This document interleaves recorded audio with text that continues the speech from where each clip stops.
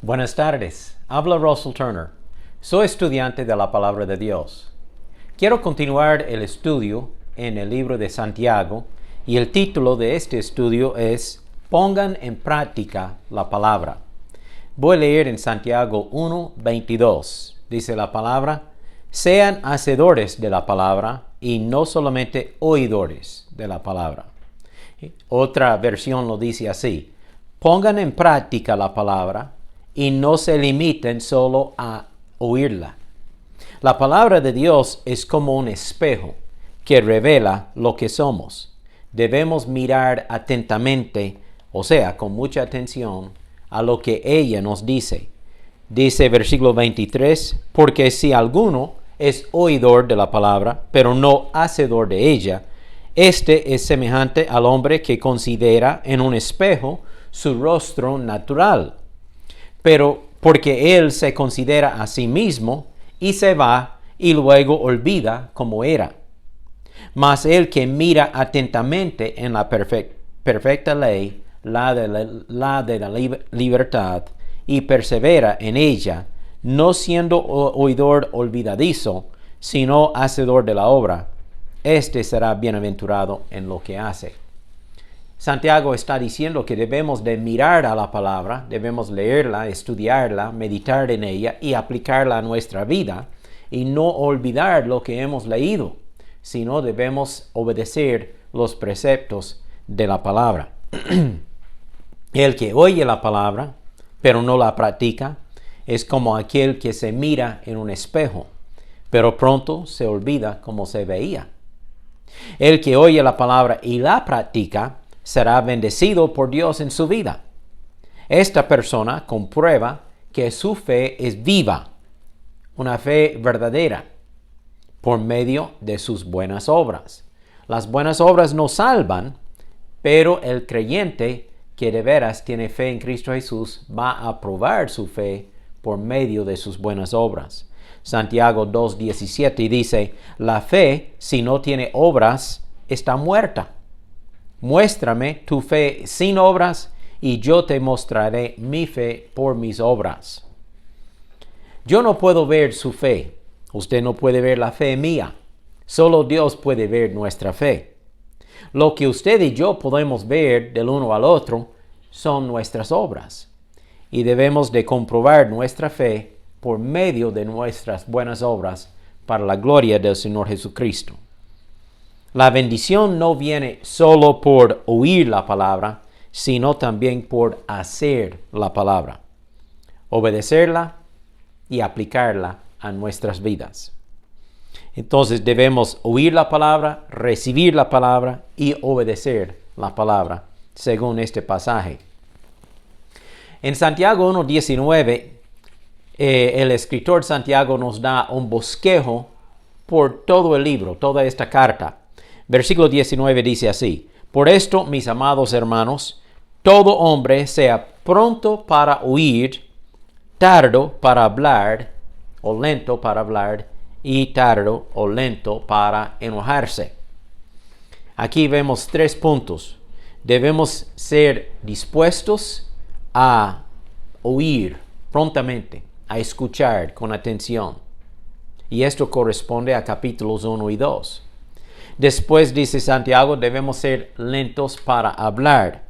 Esto corresponde al capítulo 3, que habla de la lengua y lo bueno o lo malo que la lengua puede hacer. Y después dice que sean lentos para enojarse. Esto corresponde al capítulo 4 y 5, que habla de nuestras relaciones con otras personas. Entonces el versículo 19 nos da un bosquejo para resumir todo el libro de Santiago. En este libro nosotros aprendemos que el que no controla su lengua está engañándose a sí mismo. Dice versículo 26, si alguno de ustedes cree ser religioso, pero no refrena su lengua, se engaña a sí mismo y su religión no vale nada. El cristiano verdadero va a cuidar su lengua, sus palabras, su conversación, Pablo dice en Efesios 4:25, cada uno de ustedes debe desechar la mentira y hablar la verdad con su prójimo. También en versículo 29 de Efesios 4, Pablo continúa diciendo, no hablen ustedes ninguna palabra obscena, sino solo aquellas palabras que contribuyan a la edificación y que sean de bendición para los oyentes. Cristiano, cuide su lengua. Sea lento para hablar. Alguien ha dicho, Dios nos dio 2 oídos, pero solo una lengua. Debemos escuchar el doble de lo que hablamos. También en Santiago capítulo 3, versículo 5 en adelante, Santiago explica que la lengua es el miembro quizá más pequeño del cuerpo, o uno de los miembros más pequeños, pero es algo muy poderoso. Oiga lo que dice Santiago 3:5. Lo mismo pasa con la lengua. Es una parte muy pequeña del cuerpo, pero es capaz de grandes cosas. ¿Qué bosque tan grande puede quemarse por causa de un pequeño fuego? Y la lengua es un fuego. Es un mundo de maldad puesto en nuestro cuerpo que contamina a toda la persona. Está encendida por el infierno mismo y a su vez hace arder todo el curso de la vida. El hombre es capaz de dominar toda clase de fieras, de aves, de serpientes y de animales del mar y los ha dominado, pero nadie ha podido dominar la lengua. Es un mal que no se deja dominar y que está lleno de veneno mortal. Oiga cómo describe el poder de la lengua y cómo puede ser usado para bendición o maldición. Con la misma lengua bendecimos a nuestro Señor y Padre y maldecimos a los hombres creados por Dios a su propia imagen. De la misma boca salen bendiciones y maldiciones. Hermanos míos, esto no debe ser así. De un mismo manantial no puede brotar a la vez agua dulce y agua amarga. Hay una guerra espiritual dentro de nuestra vida, o la vida del creyente. La persona cristiana tiene 2 naturalezas. La naturaleza pecaminosa que recibimos de nuestros padres terrenales, porque también ellos la recibieron de sus padres, y el primero que nos dio esta naturaleza es el hombre Adán. Cuando él se rebeló contra Dios y pecó, pues de ahí en adelante la raza humana ha recibido esta naturaleza pecaminosa. Y luego, cuando nacemos de nuevo, cuando recibimos a Cristo por fe, recibimos una nueva naturaleza, una naturaleza divina que viene de parte de Dios por medio del Espíritu Santo que mora en nosotros. Santiago 4:1 dice, ¿de dónde vienen las guerras y las peleas entre ustedes? Pues de los malos deseos que siempre están luchando en su interior.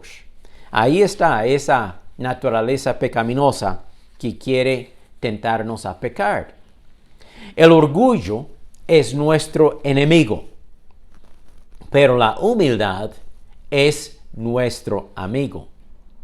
Dice Santiago 4:6, Dios se opone a los soberbios, a los orgullosos, pero Él da gracia a los humildes. Por lo tanto, sométanse a Dios, resistan al diablo, y Él huirá de ustedes. Santiago 4:10 también dice, humíllense ante el Señor, y Él les exaltará. Debemos de humillarnos delante de Dios. Debemos de rechazar el orgullo. Por cierto, es el orgullo que llevó a Lucero a rebelarse contra Dios y pecar y caer y hacerse el diablo o Satanás. El orgullo fue la causa. Y el orgullo es nuestro enemigo, pero la humildad es nuestra amiga. Estamos hablando de poner en práctica la palabra en nuestras vidas. ¿Y cómo podemos hacer esto? Pues repasemos unos mandatos de esta carta. Primero, en Santiago 1:5, dice, si tiene falta de sabiduría, pídala a Dios y Él le dará abundantemente y sin ningún reproche, pero pida con fe, no dudando nada. Entonces, el primer mandamiento es, pida sabiduría de Dios. Cuando no sabe qué hacer, pida sabiduría de Dios. Número 2, versículo 12, Santiago 1:12. Bienaventurado aquel que resiste la tentación, o sea, la prueba, porque recibirá la corona de vida. Hay recompensa por resistir la tentación. Entonces, resista la tentación del diablo. 3, en Santiago 1:19, ya lo hemos leído. Sean prontos para oír, lentos para hablar, lentos para enojarse. En otras palabras, escuche antes de hablar. Después en Santiago 1:22, sean hacedores de la palabra y no tan solamente oidores. Obedezca lo que la palabra de Dios le dice. Sea hacedor de la palabra. Luego en Santiago 1:27 dice, la religión pura consiste en ayudar a los huérfanos y a las viudas en sus necesidades y mantenerse limpio de la maldad de este mundo. Aquí está otro mandato. Ayude a los necesitados y viva una vida limpia. Luego en Santiago 2:8 dice, amarás a tu prójimo como a ti mismo.